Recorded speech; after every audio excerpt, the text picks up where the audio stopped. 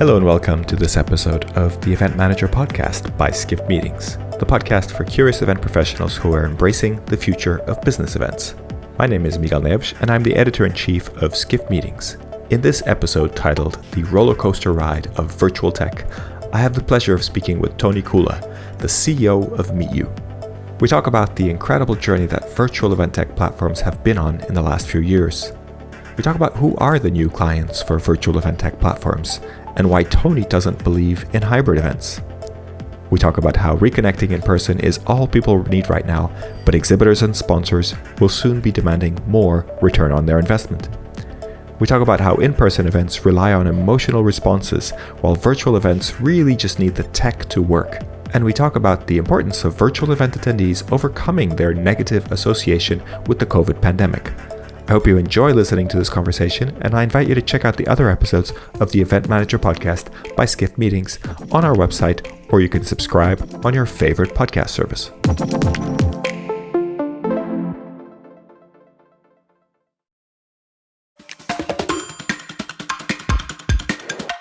Welcome to today's episode of the Event Manager Podcast. I am delighted to be joined by Tony Kula, the CEO of MeetU. Tony, welcome to the show. Hi, Miguel.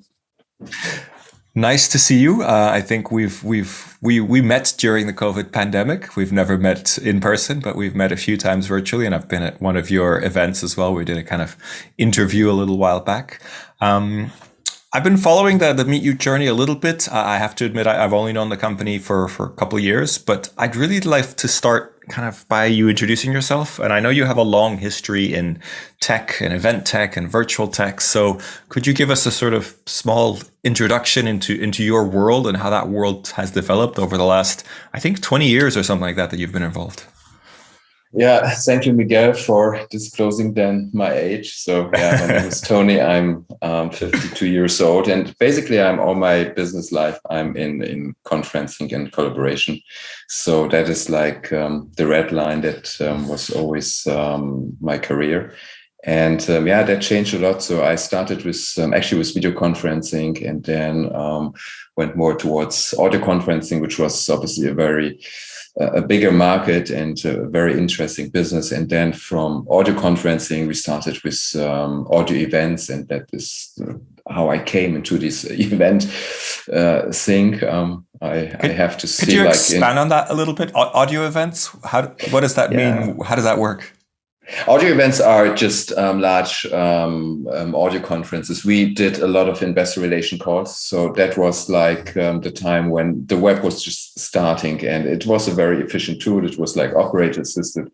And people were just dialed into to a certain time that was agreed, and then operator was greeting them, and it was a very efficient method. And it's still we do a lot of audio conference. Interesting enough, also it was like kind of a revival when the pandemic started. So people are looking for a solution to communicate. Audio, everyone has a telephone, so people were just using that heavily. But we see that it is in decline, and we had I had to reinvent ourselves. And in 2016, I bought a small company. I always liked the ideas to be somewhere without traveling. So that is like starting with the video conference. So because also I always had this sustainability thing in my head that there must be smarter ways than to travel all the time. So and I found this company, UBBand, that already started 10 years ago with digital events. And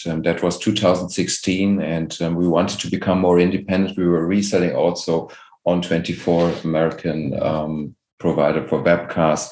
When it started, we were like adding value to the pure audio conferencing. So people who wanted to share presentations, they wanted to show something. And then, but like with the audio conferencing, we wanted to possess the technology and be more in control. So that is when we started to look for other companies, and we bought this small provider and the pure software business. And the first thing that we built was then what we call today MeetU Show. It's our own webcast tool. And digital events was very, very small at that time, like 1-2 digital events. Like some large customers like SAP were using that. But it was a very well hidden type of technology. So it was not, people were just meeting like they always did. And then, the story. Then in 2020, when the pandemic hit, it was like, as an entrepreneur, it was, I would say, I experienced some things over 30 years of being self-employed, but this was like,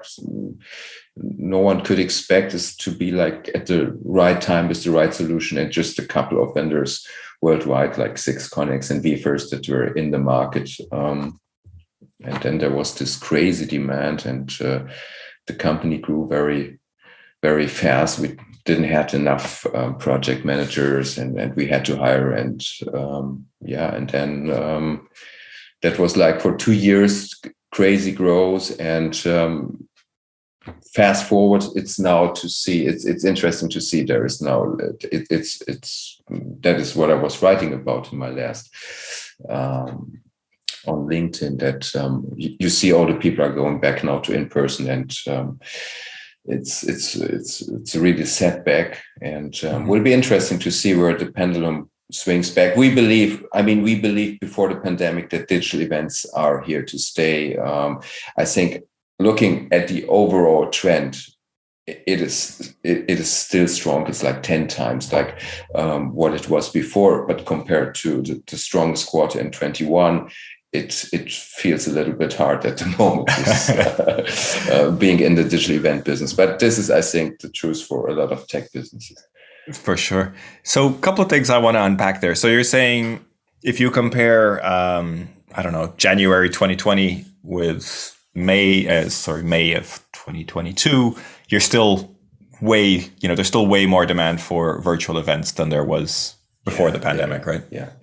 We compared Q1 like 2018, 2019, when we were like doing that as a side business beside our conferencing, and Q1 this year, and it's like 10 times the revenue. We have to see, so it is still a significant business, and it by far outperformed our old conferencing business. This is also interesting that the pandemic killed teleconferencing. So no one is doing any audio conferencing. So people are so used to meet on video that this is just some very old school businesses, like some banks and lawyers are still using that. But beside it, it's just disappeared.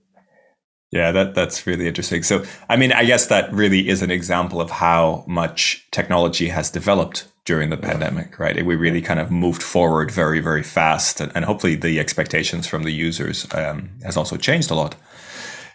One thing that we've been looking at Skift Meetings a bit is the size of the market. Do you have any, do you have any idea what the size of the market is? I mean, I don't know how much you can reveal, but internally, do you have any kind of calculations that you make, or is it very much a sort of like, we'll see when it sort of settles, and then maybe we can figure out some numbers at that point?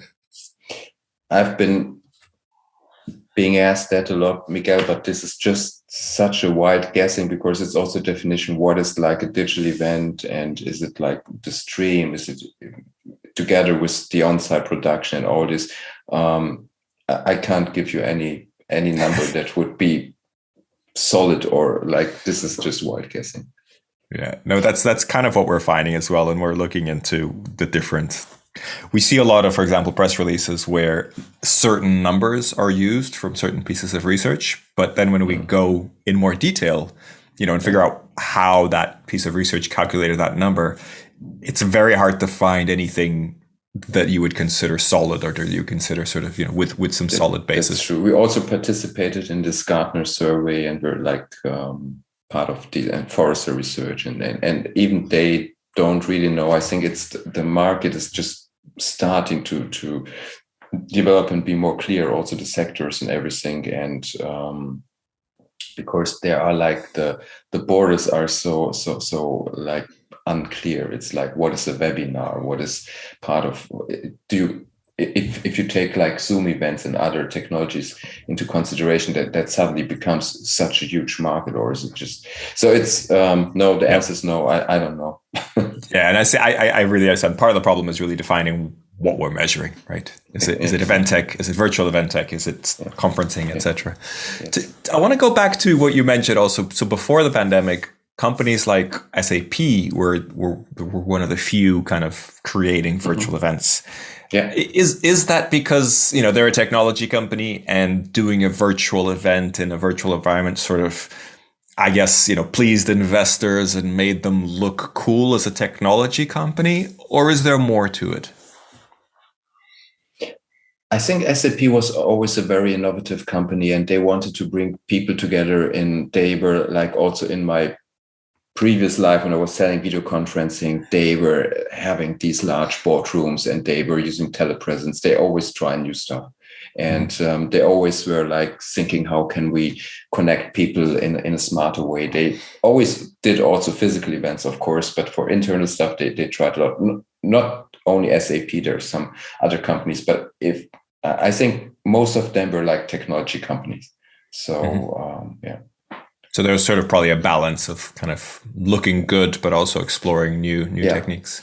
Yeah. And they found value in that. They really liked it. They're still a customer. It's, but it's also maybe the explanation for that is that the founders of UBVent, which are still now our today's CTO and our chief sales officer, they were working for SAP. So,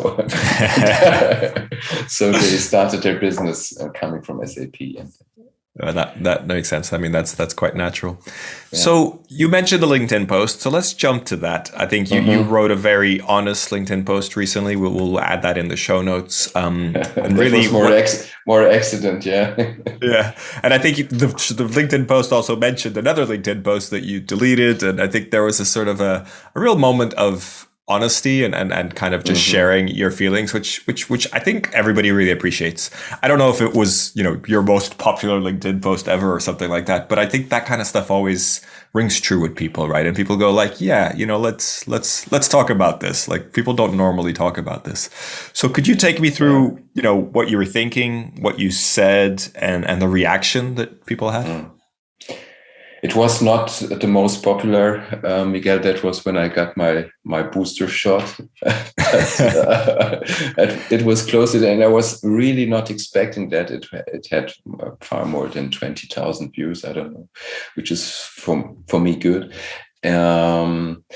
Yeah, I deleted a post which was like a little bit cynical. So are we going now? When are we going to speak about sustainability and those things? So like more greenwashing. So everyone is like posting selfies. And I was like, as a digital event provider, you were like the kid on the playground that sits alone, and all the others are on a party. So I don't know if just to give you a picture. Makes sense. And I said then to myself, after like really no engagement and a stupid post after 1 or 2 hours, I said, okay, I have to delete it. That is so stupid and like in a way childish. So and then I was reflecting and thinking, okay, why did I write that? And people, they're just happy to meet, and it was so important for the event industry. And I was thinking, okay, we're like 1 quarter in this year after the pandemic, let's say, and it is a strong setback. But what should people feel that been like 2 years with basically no business, and they had to transform so hard, and they had to do digital stuff, which I don't know if they really liked it, but they had to. There was no other alternative. So and the trade shows, they had no business at all, and everything. And I was just writing about these thoughts, and also combined with the hope that digital and physical can someday will come closer together, and that get some good reactions. Yeah. Do you, I mean, it's really interesting. I mean, thank you for your honesty in sharing those things. And I do think that those kind of posts are very important. Do you feel, you know, kind of reading between the lines a little bit of what you're saying, that there seems to still be some way to go for event planners and virtual tech providers to really partner? Because it sounds like there's a bit of a a fight going on. And this may be something just like, as we're getting back to in-person events, just, kind of, I just want to meet face to face. I don't want to deal with the technology. But I mean, hopefully we're entering a world where the two work together really well. Do you feel there's still some work to be done in terms of partnering and in terms of really supporting each other? Look, Miguel, we've been never working so much with event planners.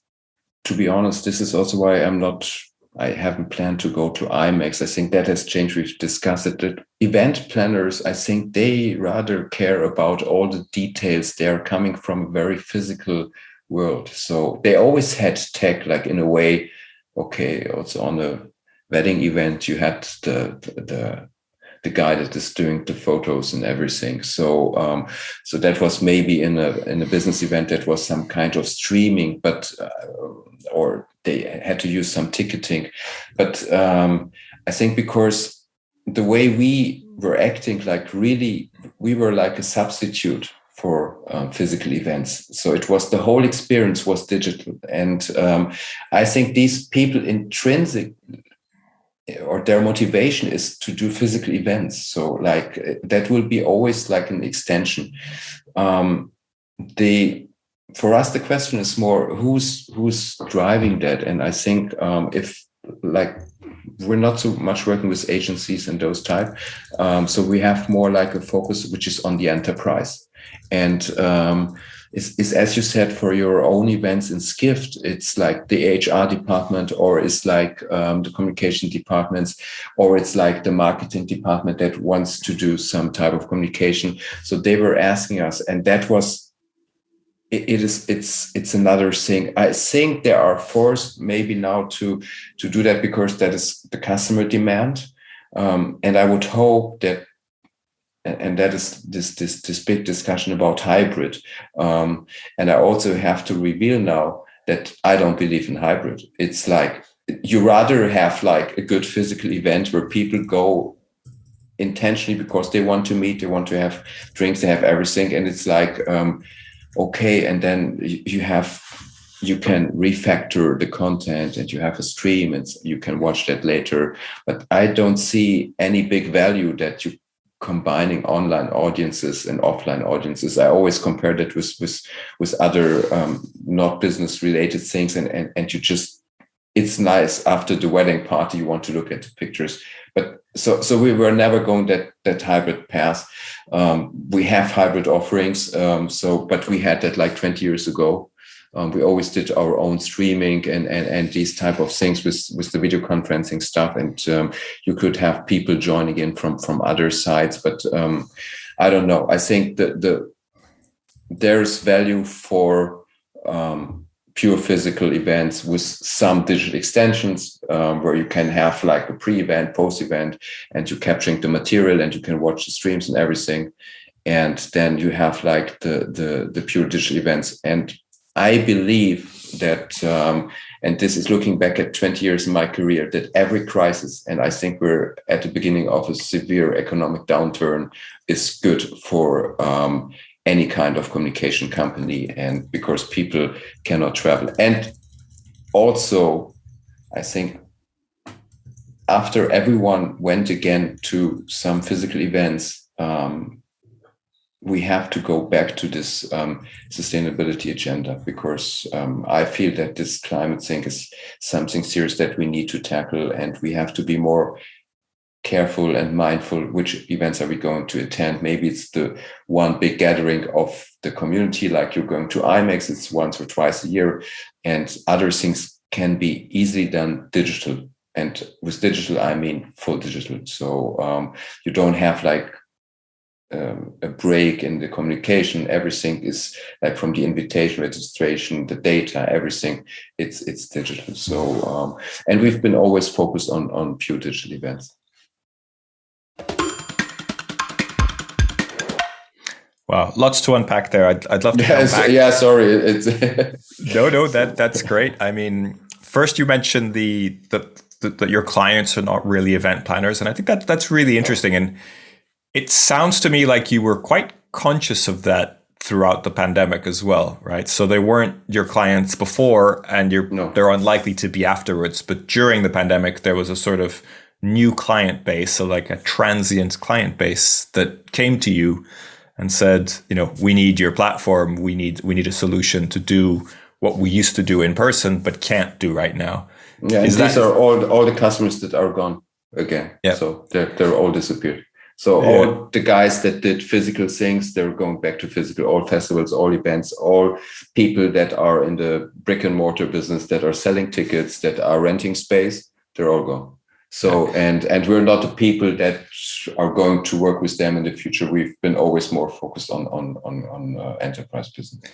And so the 10x that you're seeing now is still without those people, or mainly without those people.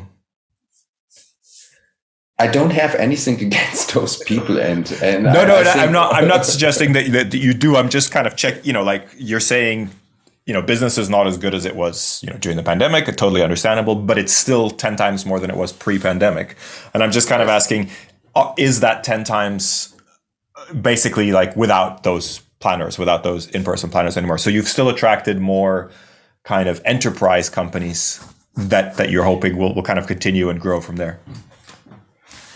We're not only hoping, we also see that all the business, so there's no leads from the market from that type of the business. We just see that, and that is the good thing, because we're so long in the business, that our like big bank customers and others, like they're using much more video conferencing and Zooms and everything. They're like doing much more digital events, and it's the same customer that we had. And we tried many things. We had a partner model. We had like a more self-servicing and everything. But we see that it's really getting back on a different level to where we were before the pandemic. And that is good. So overall, it was a big boost. We also overstaffed in terms of services and everything. And that's never nice if you have to let people go. So I think this is getting to a different level, but it's still significantly more than it was before. But also before we were not, but I think that maybe the job of a meeting planner has changed a bit, so they know digital. But I believe that these people, their life is about making things, and that's also the essence of an event, make something special out of it. So it's from the decoration, it's the food, it's like the content, it's everything. It's like they want to deliver an experience, and this is a very agency or the agencies, event agencies. So they want to make something special. So this is why the metaverse is something now. It's like no one knows what it exactly is, but it is something new. It's something you can experience. Something. It's like you have this aha moments. It's like you're going to a nice party and you see the decoration. You open the doors opening and you see everything is done so mindful. I'm just telling this because I was at last weekend as a very nice bat mitzvah party. So, and they did every detail was so mindful, and there was magicians and all these things. You can't really do that as a software business. So we have to be realistic about it. Yeah. I think what you're saying is the event planners are focused on creating physical experiences. Yes. And you have a different type of people that are focused on creating great online experiences, right? And those aren't necessarily the same thing, right? Yeah. So, yeah, we have to see, maybe it will be a new generation of event planners in the future that are embracing that more. But it's like, it's bringing that experience together. But I don't know. I think in my world, there is a need for both. But Absolutely. We have to, this is what I was just writing about yesterday. It's like the physical event is like the cream cake. It's like the best you can have, because you have the effort, you have the cost, you go there, you want to be entertained, you want to have a good time, you want to go with inspiration. The other thing will be consumed much more. Still, I think we should do that in a nice and engaging way. Yeah. But we don't have, the only sense that we can, and this is our way, how we do things, is like our eyes. And maybe in the future, it's more the metaverse, I don't know. But so I think we should not make a digital event look like a Zoom call or a Hangout. This is why we have this graphical approach with more immersion, and like others have also. But I don't think that, and I'm really curious to see how that will go with Hopin and these others, which try to make events like a SaaS model, because I think an event is not so much a recurring thing. It's not like you don't do events like you're using your CRM or like you're using your video conference. And if it's always the same thing, it's not an event for me. So really interesting.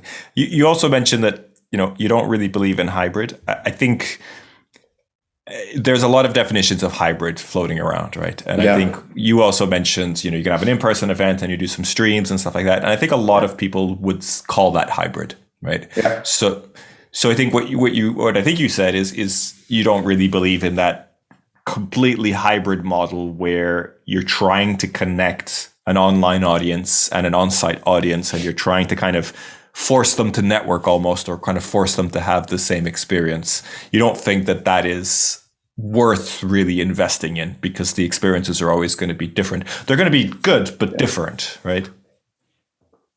First of all, I mean, you also know, Miguel, it was like when we started our series, and you've been part of that event, we all were like, I can remember, the future is hybrid. The future, everyone is the futures of events will be hybrid. Okay. So this future exists for a long time. I did hybrid events in 1997 with large video conferencing equipment. It is just, we can extend the reach. We can connect different places in the world and bring in, we always brought in speakers by video conferencing. It was like, so this is also in a way hybrid. But I don't see the point that you're going on an event. You might use digital tools like Grip is doing, so that you navigate on the event, or what we also do is like, you have like what we call like an always on event. You have some parts that are in the digital world, and they're then, or you have like, or the other way around, that you have a physical event that is extended into the digital world, but not necessarily at the same time. So it was very much a thinking. So I have this, and because this is like, I don't know, compare it with Sky and football games. So if it's, we have like, I'm here from Germany, Eintracht Frankfurt was like in this, I wish I could go. They were like winning in the Europe League. And that is a game you want to watch live. And you have all this experience and the beers and the friends and the excitement. But still, it's like a different type of event if you watch that on your TV, and that's also okay. So you have both. But I'm not sitting at home and chatting with the people that are in the stadium, or I don't need to be connected to them. So I sit here with. So this is like the difference. And I always thought that hybrid, or like it was understood by technology providers, they should bring the same kind of experience for you at home, but it's not the same thing, because you don't have the energy, you don't have the noise around, you don't have all these things, and you can't do that digitally. So I think, hybrid is okay, extending reach, refactoring using your content twice, and all these things, that makes sense. But this is not the future, and that is by far not new. We always did that. We always streamed from events and had people watching from home. Yeah, this sort of more asynchronous version of hybrid is definitely not a new thing if you can kind of use the content in different ways. Yeah. And how much of this do you think is about just human nature, in the sense that when we travel to an event, when we're physically at a place, we've invested in it, right? We were kind of invested in the event by going there and being there. But when we're online, we're only one click away from something else, right? That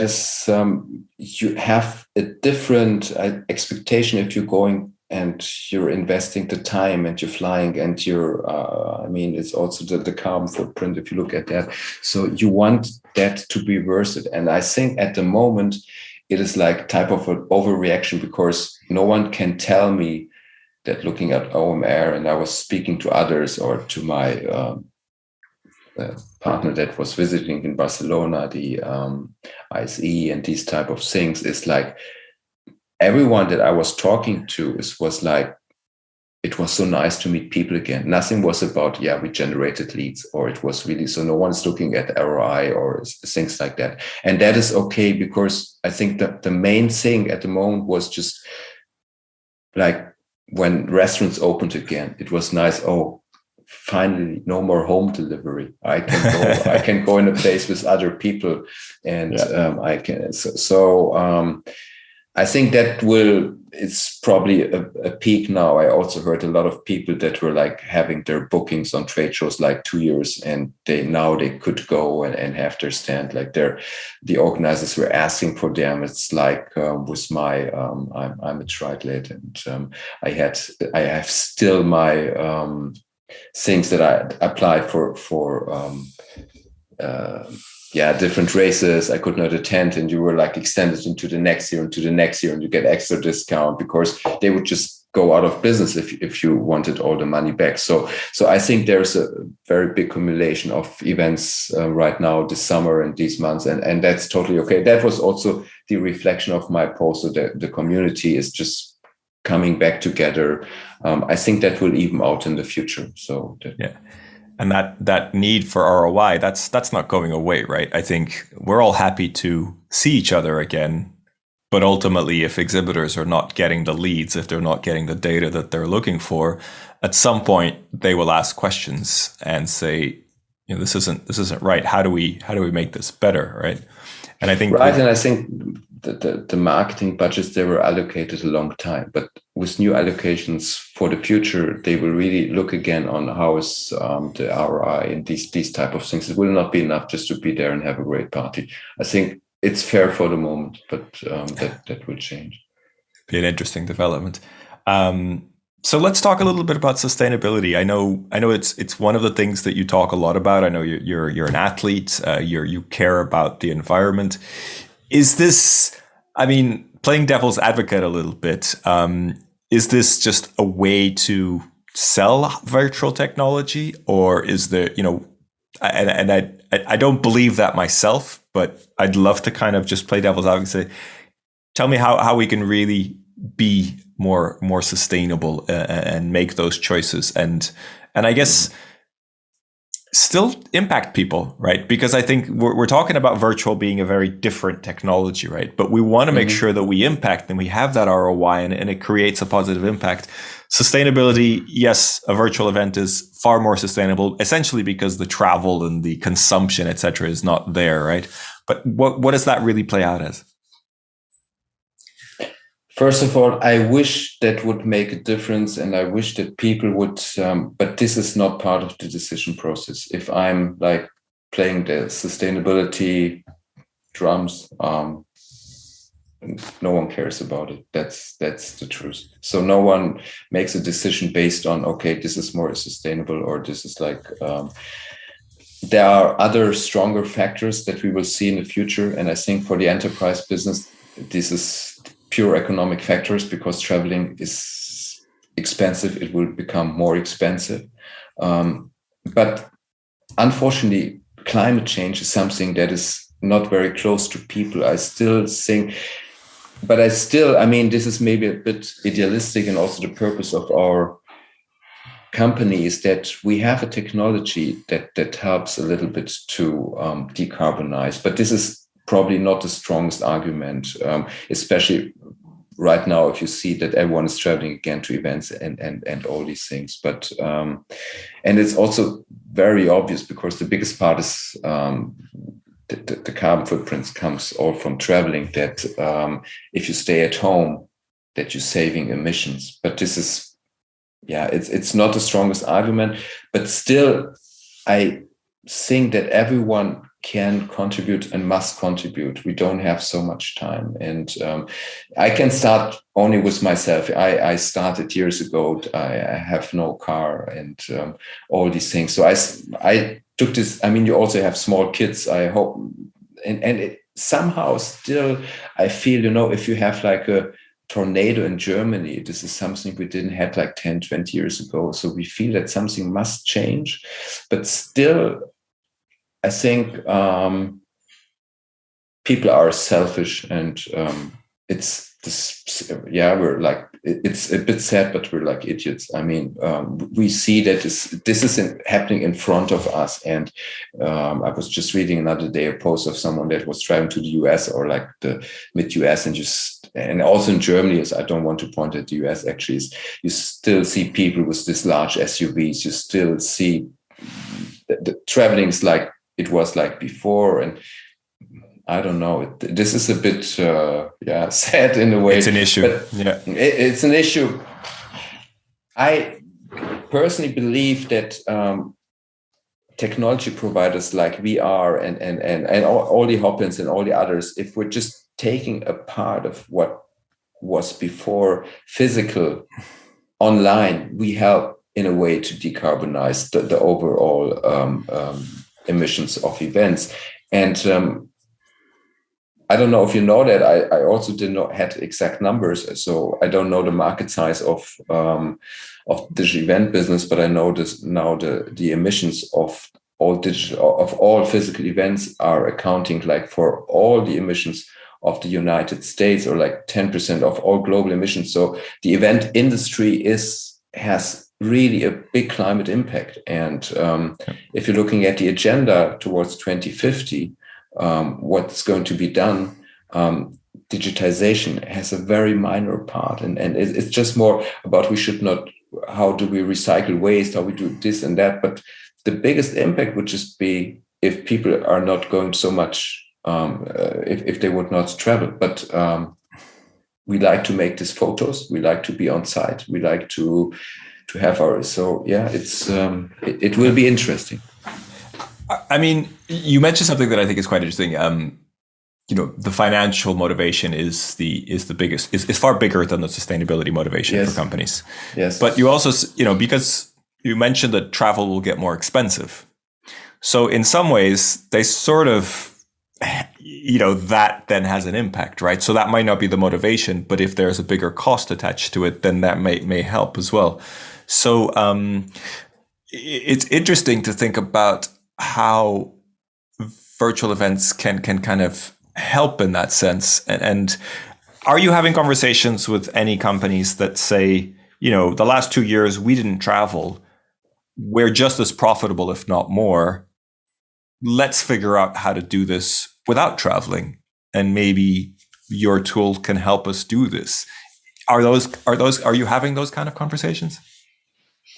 Not exactly those conversations, but it's also like, it's interesting, Miguel. We see, or we know, like from the past 2 years, the home office is working, the video conferencing is working, all these things, and we're using that all the time.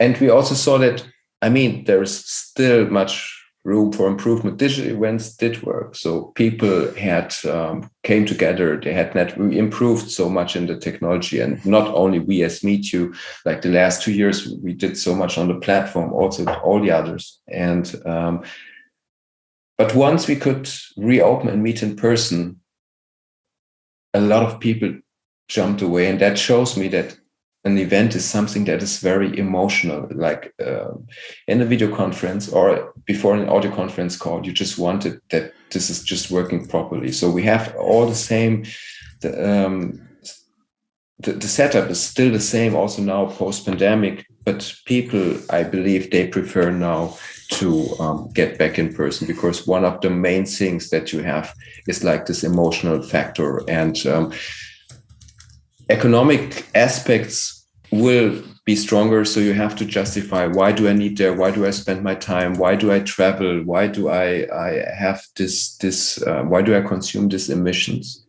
But for the next 2-3 quarters, I think people were just going, they just wanted to go on site. And after that, in my world, I believe there will be like a coexistence of digital or virtual events and physical events. So probably you will attend the top 3 events of your industry in person, which is okay. And if you can't go, you will look at the stream, and other things will be probably more, hopefully. So we believe that the overall market will significantly grow and also stay. But yeah.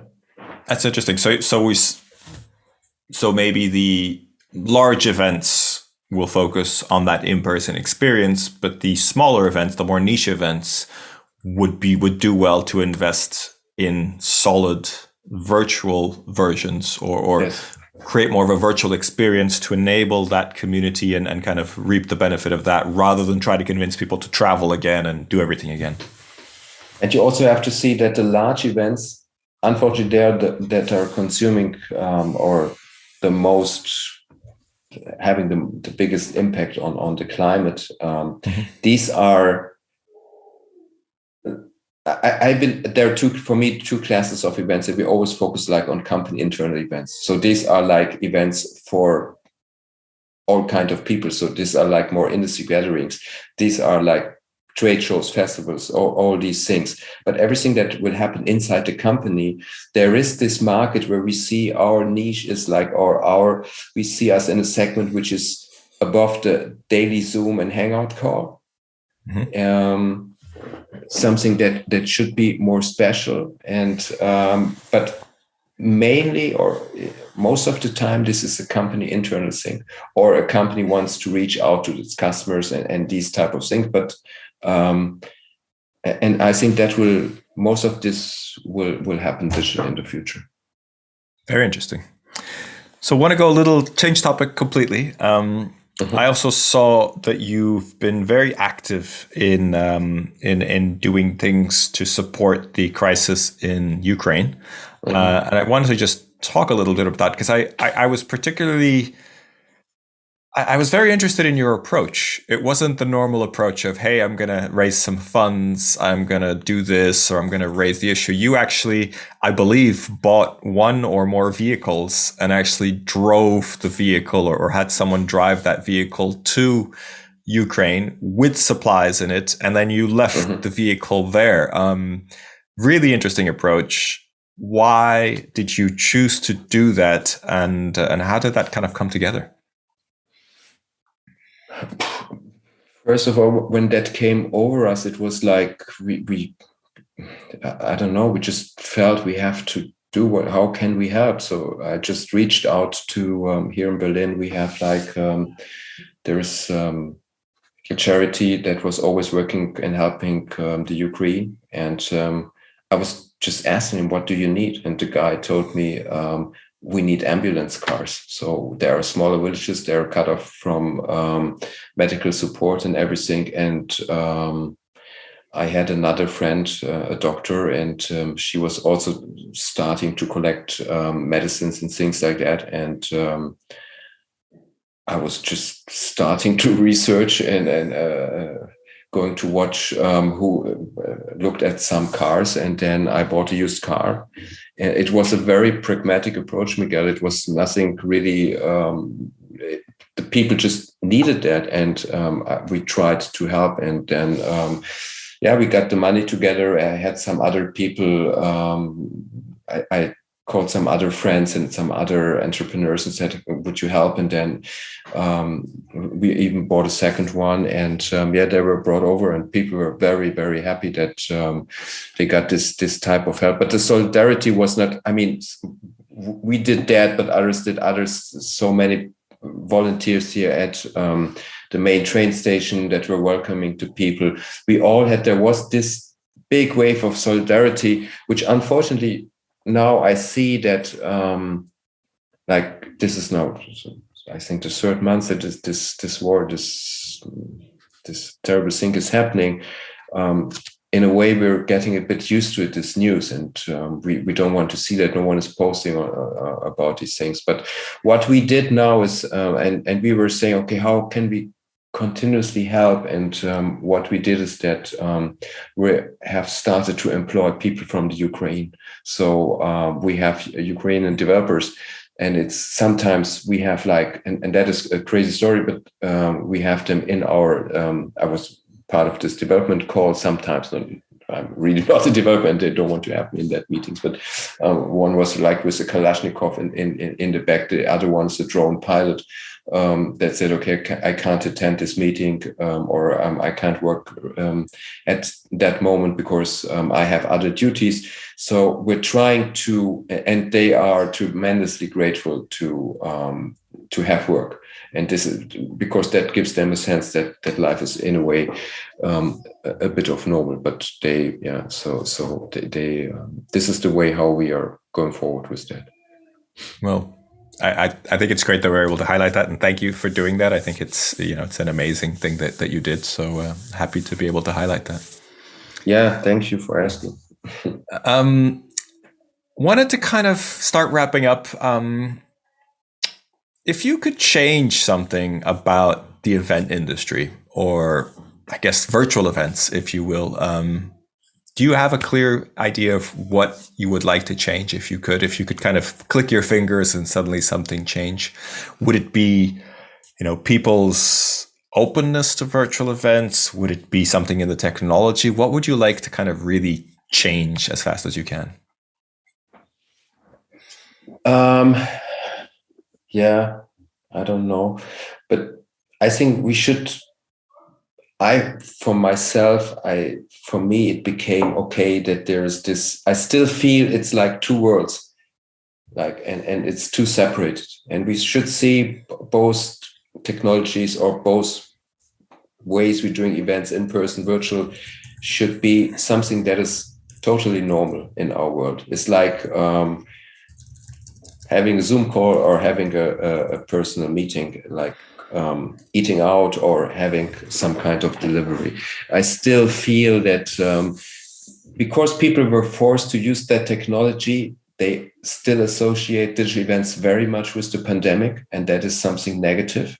And I hope that we will overcome that, and people will understand that this is something they can benefit from, and this is not, it's either or. So it's like, it's one time that makes more sense, and this is such an important meeting, and we want to have the people on site, like we're doing, like with our leadership offsite now.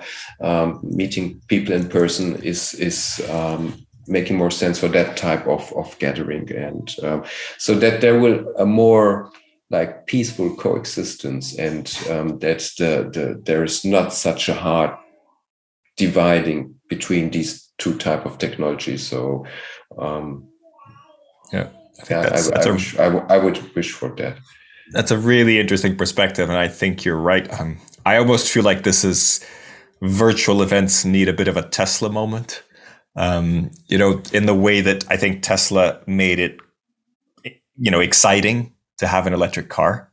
Yeah, I think electric cars have existed for a long time, but it's only when Tesla suddenly came out with this huge acceleration and just really impressed people that people suddenly went, "Ooh, I want one of those." And I feel like we're sort of missing that now. Like you say, people still associate virtual events with this pandemic period of sort of being forced to do that. Yes. And I think we probably need a moment where people say, "Ooh, that's exciting. I want to do that." And not because I have to, but because I want to, right? Yeah, and we also have to say, as tech providers, we could sell everything at that time. And so many companies were started during these 2 years. We see them go away again. But for us, it's really about now improving on the technology, making that more reliable, trying to make it more engaging, and all these things that we can achieve with technology. So it's also important that we keep on working. And now, but I don't think we should compete. We should not say, okay, people try very much to copy in person into digital, and that is not working. We have other benefits. We can do more things with data, and we have other things, and we should focus on improving those things instead of trying to get the energy into, and I mean, you know, all the craziness. We tried yoga classes and all kinds of stuff, and cocktail hours on I don't know if this is the best way to try to do with the software. Yeah. If you could get to me a physical cocktail, then I think it works. If it's all virtual, then it might be that's still a way to go. Yeah. Maybe in the metaverse, we will see. Exactly, a metaverse cocktail. Tony, been an absolute pleasure. Really enjoyed chatting with you, and thank you for your honesty and kind of being so open about everything. Wanted to get the last question to you, which is really a recommendation for someone else that we should invite onto the podcast. We asked this of all our guests, and we are now talking to people who were recommended to us from the first episodes of the podcast. So I'd love to get anyone at all, can be in the industry or outside the industry, anyone who you'd recommend that we should have on the podcast as a future guest.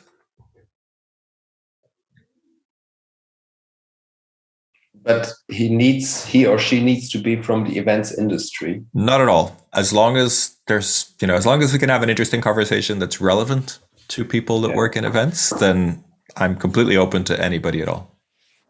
I think you should speak to our ambassador and my close friend, Jonas Deichmann, who just did an amazing thing. He was like going around the world just by his own power. But he speaks now about mindset, and he's a great guy. And I think mindset is so important these days. And also, I think the event industry is also a lot about mindset. And maybe that could be an interesting. He knows a lot about events you wouldn't tell. That's perfect. And I know that you're very inspired by him, and you're also a triathlete, etc. So I think that mindset is definitely an important part of everything we do. And he's a super nice human. So if you get him, speak to him on the podcast, I think it's really interesting what he experienced and how he sees events from his perspective. Perfect. Thank you for the recommendation, Tony. It's been a pleasure. Thank you for being on the podcast with us.